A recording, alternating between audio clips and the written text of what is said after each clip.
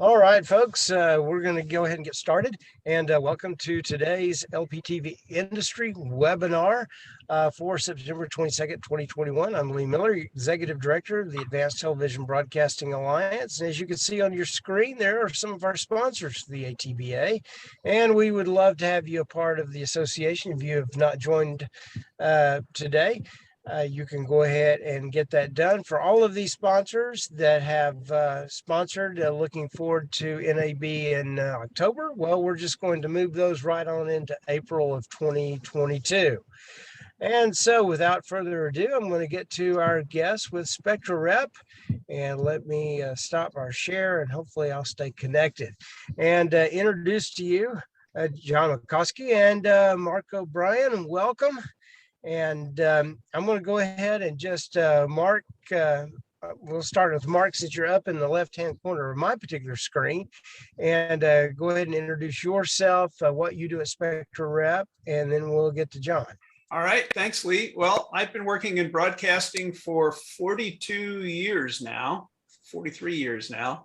Started out in radio and switched to TV quite a while back. And believe it or not, for the last 21 going on 22 years, I've been focusing on datacasting. It's been around a long, long time. And I am president of SpectraRep, and we've been doing datacasting in ATSC1 all that time. And now we're transitioning to ATSC3. And I'm John McCoskey, also been in broadcasting, cable, and satellite my whole career, about as long as Mark has. Joined SpectraRep about 3 years ago, but had worked for several years with Mark and public television colleagues when I was CTO at PBS, and got to know datacasting well from the work that was being done in ATSC1. And we're really excited about transitioning from ATSC1 to ATSC3 because although it works great in ATSC1, the opportunities in ATSC3 for users and for stations we think is really strong.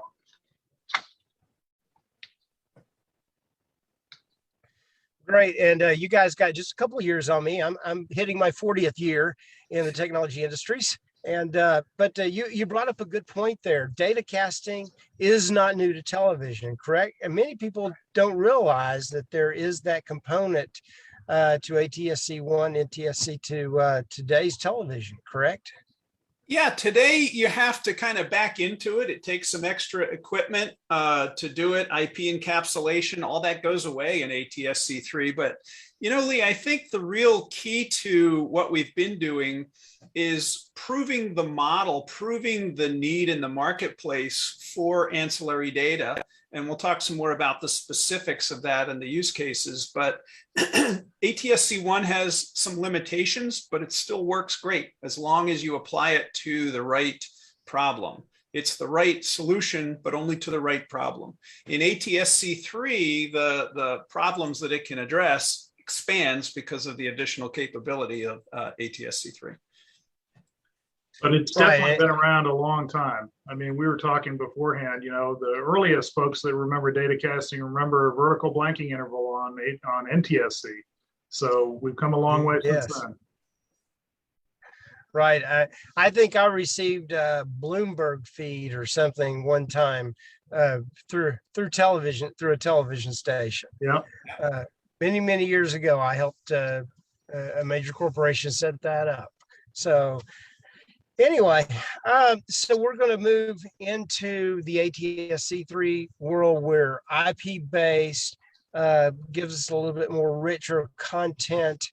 And SpectraRep has been in the news recently and as providing those services and datacasting.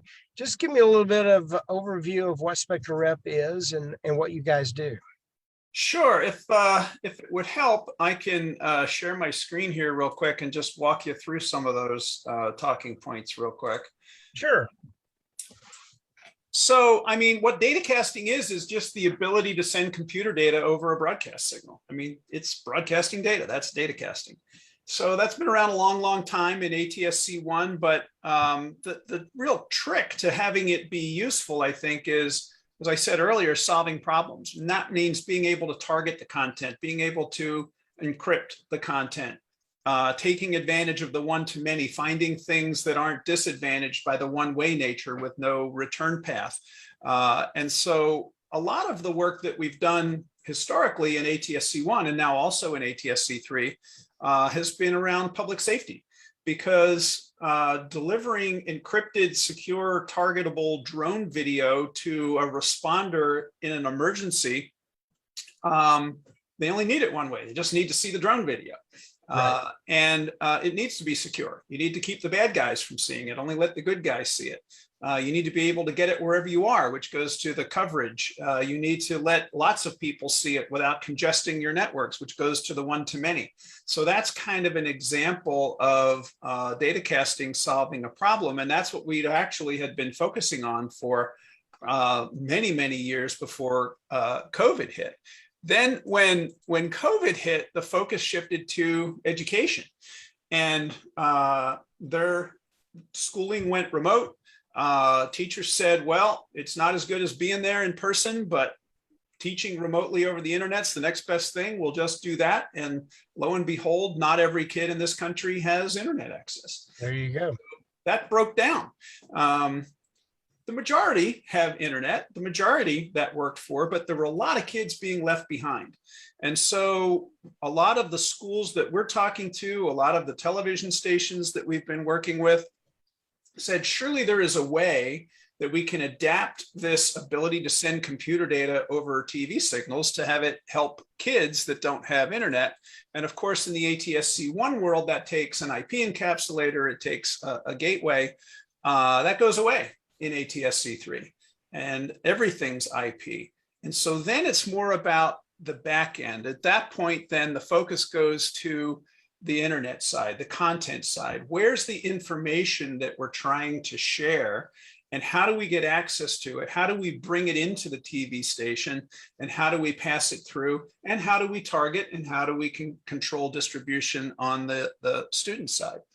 So what we've been doing now in ATSC1, and we're now, as you point out, on the air with the same exact capability in ATSC3, is saying teachers who teach to the internet, if their kids have internet, that's great, they stay up here. If they don't, we went to teachers and said, look, here's what data casting can do. You can drop a file in here and that file will go to your kids. And we thought that everyone would think that was a great idea. And they said, nope, not interested. And we went, wait a minute, what are you talking about? Not interested. We're solving your problem here. They said, you're not solving our problem. You're giving us more work to do. We don't want a separate workflow. We don't want to have to log into a new system to get content to our kids that don't have internet. And so that's where we shifted our focus to interfacing with the content that teachers are already putting into the internet, pulling that into the system and seamlessly sending it through. So whenever teachers send over the internet to their kids with internet, we also go grab that, pull it in, and send it through the broadcast television mechanism to students that don't have internet. That solved the problem. That was focusing on what was important to the people who had content that could benefit from this, and listening to them and addressing them. And so I got a picture of it there, and I'll hold it up in my camera. We actually went and bought tens of thousands of ATSC3 home gateway devices. This is a device that was designed to be a home device for ATSC3 reception. It creates a Wi-Fi signal in the box. We basically repurposed it for data casting. And as a result of all these kids that don't have internet at home, we were able to deploy going on 12,000 of these now, and we have 10,000 more coming to our warehouse next month. And it's just been incredible how quickly these are going out into students' homes. And we're using broadcast television, primarily ATSC1, but now more and more ATSC3, to let teachers load this up with content for the students in their class, targeting it to just the students in the class, and teachers still working the way they work now, but getting that content to the children in their class that don't have broadband internet at home. And we're addressing the one-way nature and some of the other things. I'm sure some of the people watching this have questions about that, and we can talk some more about that in a little bit. Okay. Well, some folks were saying just a few months ago, matter of fact, telling me in regards to this webinar, well, ATSC 3.0 is still a few years away from being prevalent out there. And I was on another webinar earlier today, and as you guys were at ATSC meeting about 3 weeks ago, where we got the update on numbers of television sets alone being distributed out. That doesn't count the boxes, Right. but TV sets, they predicted 750,000 by the end of the year. Well, there's been sales to date of over 3 million next gen ready TV sets already in the marketplace. So it's fortunate. This is a consumer driven changeover, unlike the last digital changeover that took place, which was driven by the federal government. So where do we go from here? Okay, you've got some boxes out there available. You've got some partnerships going. What's in store for the future or the near future? Well, these boxes that I was talking about that are deployed for education today are single purpose education centric devices, but they're just little computers. They're just little devices that can have more apps layered on top of them. Our goal, our vision is to turn them back into ATSC3 gateways, have them still address the lack of internet at home. And we're finding more opportunities to reach education initiatives that aren't even K through 12, that are prison populations, that are workforce training, that are all kinds of other things that can benefit from this. So there's going to be a continuing need, in our view, for using this capability for education, but then turning this back into the ATSC3 gateway it was after we get tens of thousands of them deployed. And now we've got a foot in the door. We have almost a Trojan horse, if you will, of devices in consumers' homes that are ready to be activated for other purposes. And the federal government really stepped forward, as part of the CARES Act, and then the second CARES Act, and then the American Relief Plan, and put aside a lot of money for schools and states and school districts to help solve this education problem. And where data casting has been particularly useful is, as Mark said, the speed of deployment. Your infrastructure as broadcasters is already in place. You don't have to build towers. You don't have to get fiber run. You don't have to do all the things that the carriers have to do to expand the footprint of their broadband signal. So the opportunity is there to help now while the carriers are building out their networks, which could take years in many places, and some places, as we all know, probably will never happen. Yeah. The other thing is the box that Mark held up is that's the same box we're using in ATSC1 today. It has 2 tuners in it that can each operate ATSC1 or 3. So if you start out in ATSC1, you can convert to ATSC3 and have a seamless transition to that. If you have a partnership with other stations, one could be ATSC1, one could be ATSC3. So you have all that mix and match capability. And frankly, Lee, I think the opportunity for your members is the hardest part of an ATSC3 transition is channel sharing. It's the business relationships. It's the capacity limitations of channel sharing. You're not constrained by that. Wow.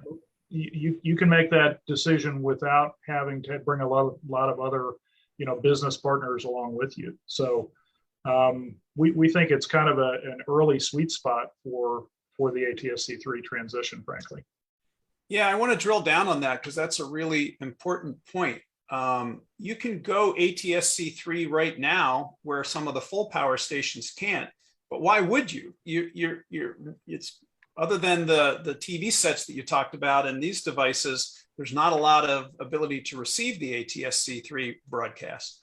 However, there are opportunities, as John said, to partner to get content on maybe even a full power ATSC1 signal by you offering access to ATSC3 through your capability, because you can move there quicker with less partnering and less coordination with Lighthouse and so on. So you kind of are, if you think about it, almost in a sweet spot there where you can offer something to commercial, maybe focus on public television, for example, who's being slower and left behind a little bit on some of the marketplace transitions, and offer to carry some of the public television programming on low power ATSC3 in exchange for getting content on the ATSC1 signal, for example.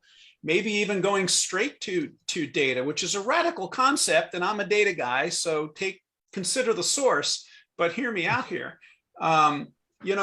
20 years ago, cable companies made all their money distributing video, and then the internet came along and they reluctantly said, well, I guess we could be ISPs, we got to hire new people, it's going to be a real pain. I bet most cable companies make more money off their ISP side now than they do from VOD programming. I'm not saying that broadcasters can make more money from ancillary data than they do from selling commercials and broadcast, but it's additive. It's new money. It's new money that didn't exist before. So it could be significant if you're licensing spectrum, to public safety, to education use cases, to digital signage, to kiosks, to billboards, to all kinds of other things that benefit from the native capability of coverage, one-to-many, wireless, and don't need a return path. And if you can identify the opportunities for that, there's a lot of ways to make money off of spectrum leasing to people who do need that capability. You definitely touched on the huge advantage of LPTV at this point in time in the game. We can switch tomorrow to ATSC 3.0. Mm-hmm. So that puts us in a position where we can be ahead of the curve, ahead of the game, and jump out there and start some business opportunities in the data field as an LPTV broadcaster. So if let's say I'm a mom and pop in a rural community of 35,000 people, mm-hmm. What should I do? Where should I go? Well, think about the opportunities for rural. So one would be that immediately comes to mind is that's where broadband is probably lacking the most. So if you have rural coverage, there are opportunities to help deliver content that might normally go over broadband, but broadband doesn't reach the same areas that you cover for the reasons that John pointed out. There's a lot of money being thrown at expanding broadband, but no matter how much money you throw at it, you still got to build towers, you still got to bury fiber. You're there today. So are there opportunities to help school children, work with schools and monetize that? Say, I will help you and I want, compensation for my bandwidth. Are there public safety coverage areas that are limited? Are there other agricultural, for example, ways of delivering enhanced GPS information to support agriculture, or weather information or emergency alerting to farmers who need to get in out of the fields and other things that are specifically rural use cases? And we work a lot with public television stations who, largely because of their rural locations, it's the same opportunity for them. The path, Lee, I think is, if you're a small community, reach out to the school district. The money flow is mostly going to school districts. Right. So if the districts understand that there is an opportunity here to partner with your members for a grant. Typically the school district gets the grant and then they share that with partners that are helping them. That has been a path that has worked out in multiple states that we work with. Mm-hmm. And it's been a pretty straightforward thing. Now I will tell you the biggest challenge is educating the school districts and getting their first reaction is, well, teaching is two-way. This is one way, it can't possibly work. And you have to drill down and you talk to them about how are you dealing with those kids today? Because these are the kids that are getting paper packets, or they're being told to, drive by the library or, McDonald's and get Wi-Fi for a little while and try and do your homework. We had one state that told us they had equipped school buses with LTE hotspots, and they were driving them into neighborhoods, and they would park for a few hours in each neighborhood to give kids an opportunity to sit on the bus and do their work, or to sit outside the bus while the bus was there and have their connectivity. It's a horrible situation. So giving them tools that says you can get all of that content to the students, And those students probably have occasional return channel. Either it's that they do drive by a retail outlet, or McDonald's or a gas station or something that has Wi-Fi, or they have a cell phone in the family that, you know, isn't available full time, but can be certainly be used occasionally to get the student information back to teachers, which of course is much smaller amount of content than what's going from educators to the students.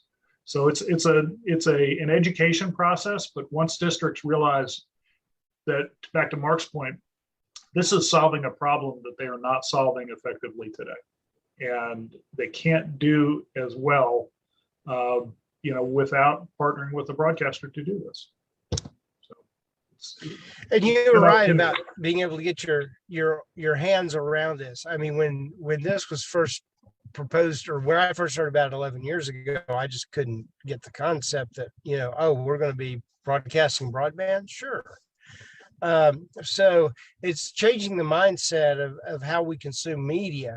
And if we can get that information to our superintendents and our school boards in regards to this technology is working, and it is working in, there are several universities, and I assume there are some that you're working with you can talk about possibly.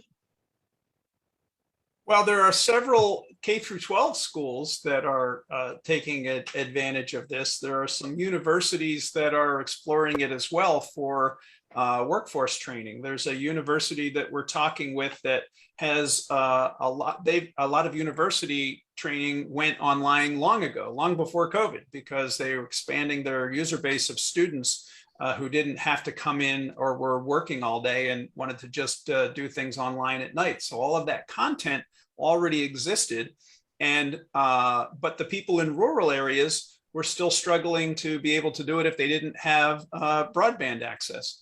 We're talking to, for example, the National Guard, who does a lot of training, and military that do a lot of training. And in rural areas, those people have to get in their car and drive an hour to the facility, the training facility, to consume the training, because the broadband isn't as reliable in some of the rural areas. And so those are the kinds of opportunities. But it's really, as John was saying, it's about finding the people who have content, and it's not TV content, it's computer content that they want to distribute, that they want to monetize, that they need help getting it where they want it to go, either through grant funding like K through 12, which is government funded, or maybe a university that has an online program that just wants to expand access to the content that they want to monetize by selling courses and charging for courses. One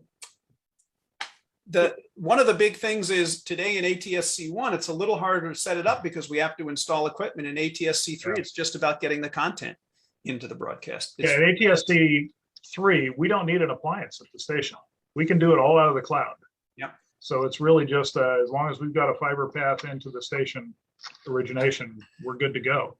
I think this is clear too. It's one system, whether you're supporting education or public safety, anything you want to do with data casting, you don't have to have a separate system for each one. So once a station is up and operational, you can support all those use cases. It's all the same system. All the use cases, ATSC. Right, you could be supplying the local university and the local school district and the fire department.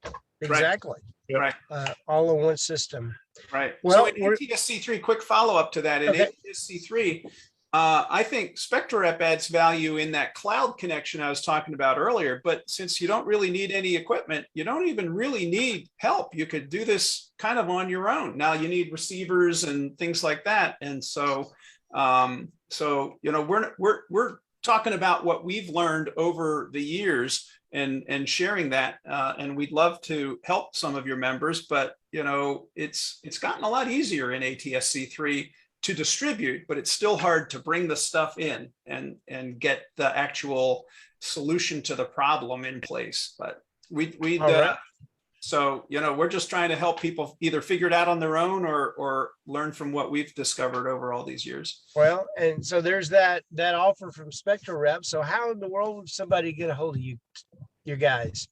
Well, SpectraRep.com is our website, and there's a lot of information up there on many of the use cases that we've been talking about here. I don't know if you shared our email address, but feel free to email or call John or I directly if that's it's M. O'Brien at SpectraRep and J. McCoskey at SpectraRep. All right, we'll put that in our archive when we archive this. But we're reaching the bottom of the hour, and at the bottom of the hour, our audience gets to ask questions. So if our audience will, if you've got any questions for Mark and John, put them in the Q&A section or in the chat. It's fine also. But if you'll get your questions out, and I'm sure there's lots of people that on this call that hopefully they won't stump you too bad. But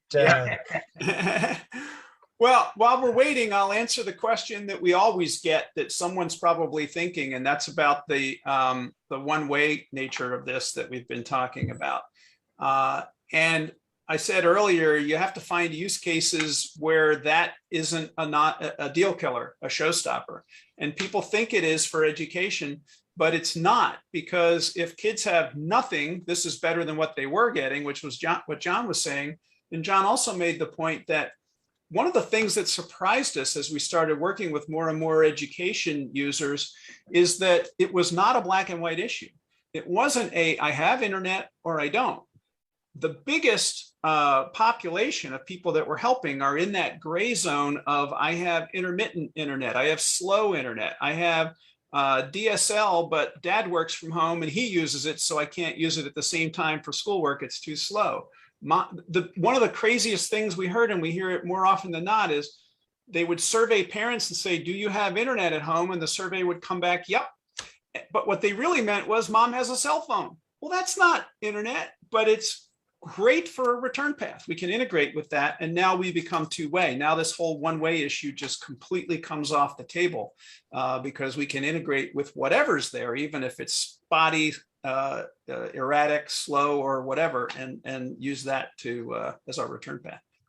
Right. You hit a point there. The surveys out there, even the government surveys in regards to who has internet and what speeds is really skewed badly.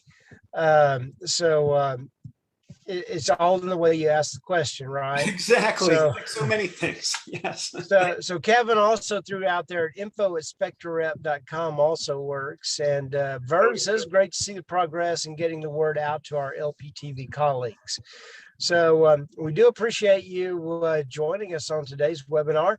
I am sorry nobody has sent a question to stump you guys this afternoon. It just means we either stunned them or actually did a good job of anticipating the questions. Right. Let's go with that. Let's assume the positive. Okay. So at this point in time, I'll give you guys just a moment to wrap up or cover anything we haven't really covered on this inaugural point. And Vern says they can't be stumped.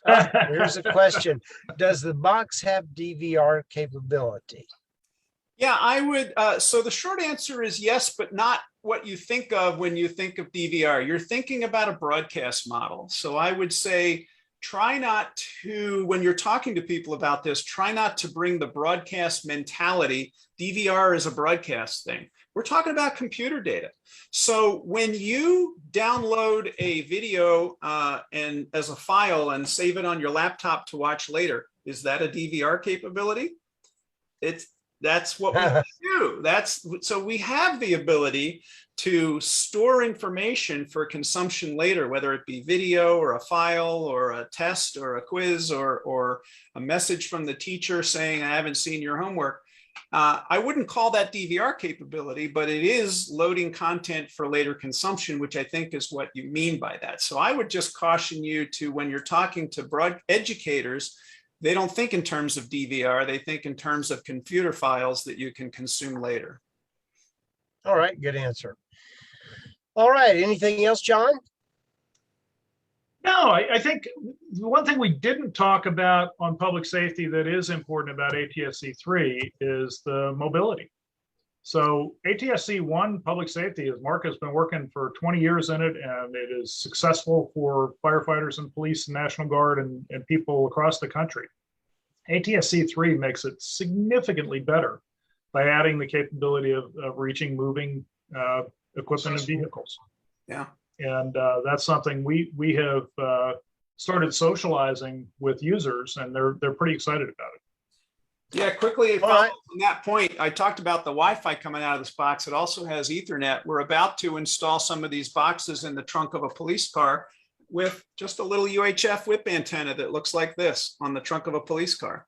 And instead of connecting directly to this box, we're going to feed into the system that many newer police cars already have. They have a cradle point router. They have their own Wi-Fi. They have their own secure comms inside the vehicle. And out of TV antenna data casting in, Ethernet out, we become a new way of feeding content into that existing ecosystem, which is really, I think, the main takeaway is data casting can do certain things on its own. It becomes even more powerful when it's part of a system, part of other networks, part of things that have a return path. And we become additive to things like the network in a police car, for example, which you don't even think about a police car having a network, Right. but it does. And that's where this just goes off the charts, where we've added tremendous value. Wow. Well, I neglected our Facebook audience and they have questions. So Okay. you guys ready? Got a couple of more. Rod asked, is there a roadmap plan for paying for the significant cost of implementing ATSC 3.0 by providing services in rural markets?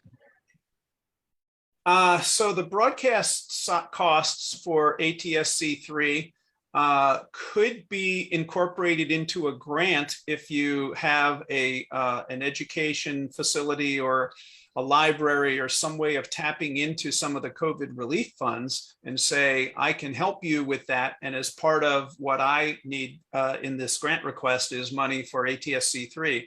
It's a gray area. It's a little bit of a push on the one hand saying we have the network to offer you that we want bandwidth revenue for. On the other hand, we want you to help us build our network. But I wouldn't shy away from making the request if you find a use case, if you find a library or school saying, I need some funding for some equipment to help me help you. And remember, the model that these folks are used to dealing with, particularly post-COVID, is buying hotspots and buying monthly service for each one of those hotspots. And we had one state that told us when COVID came around, they went out and they bought 140,000 hotspots. Oh, wow. And, we're paying the service fees every month for those for, 2 years out of relief funds. So that money can be redirected. A system like this, needs some build money up front that you can either, grant fund up front, or you can roll it into a service, and monetize that over a longer period of time with a service fee. Mm-hmm. So Eric asked, do you offer education grant assistance? There are 3 big buckets of grant money, and we can help point you to where they are, and we can give you talking points to help you write a grant. We can help coach you on who you should go and talk to partner, so that when you apply for those grant funds, it's to solve a specific problem for a specific user. But it's right now, the big pots of money are all COVID relief funds, and they're commonly available, but we're happy to help point people towards them. Sure. Right. Well, Dan asked, wouldn't it make sense for local governments to buy stations and deliver all this data casting to community uses?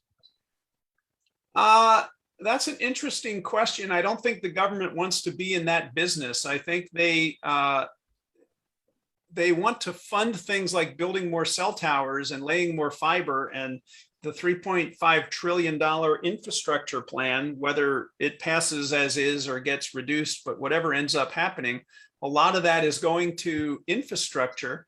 I personally think it would be a stretch to say buy TV stations as part of infrastructure spending, but I do think that there is interest in what we've been talking about, which is partnering with people who do own that infrastructure. One of the things that, whether you're low power or full power, commercial or religious or whatever, one of the things that is the most valuable asset that you have, that I would be cautious in offering it up too easily, is your licensed spectrum.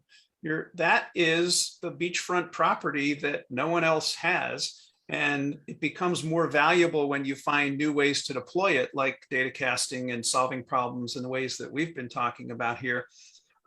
So I wouldn't be too quick to give that up. I personally would think there's more value in maintaining control of that and leasing it to people. Well, and there have been many governmental agencies that have owned LPTV stations and networks to shoot around traffic cams and things of that nature. And many of them are giving those up. They just don't want to maintain them anymore. So there may be opportunities in some communities to pick up those channels from government that they don't want to hassle with that anymore. And they'd rather, as you say, lease that from an operator and have the operator take care of all of the things that are involved with it and just pay those fees. All right. Well, it looks like the questions have stopped for the moment, and we've taken you guys into overtime. We do appreciate you joining us on this edition of the LPTV Industry Webinar, and look forward to many more opportunities to visit with you guys and for involvement with LPTV stations around the country. So we'll say goodbye for this week. And appreciate you guys once again joining us. And we'll see you guys next Wednesday on another edition of the LPTV webinar. Thanks. Thanks, Lee.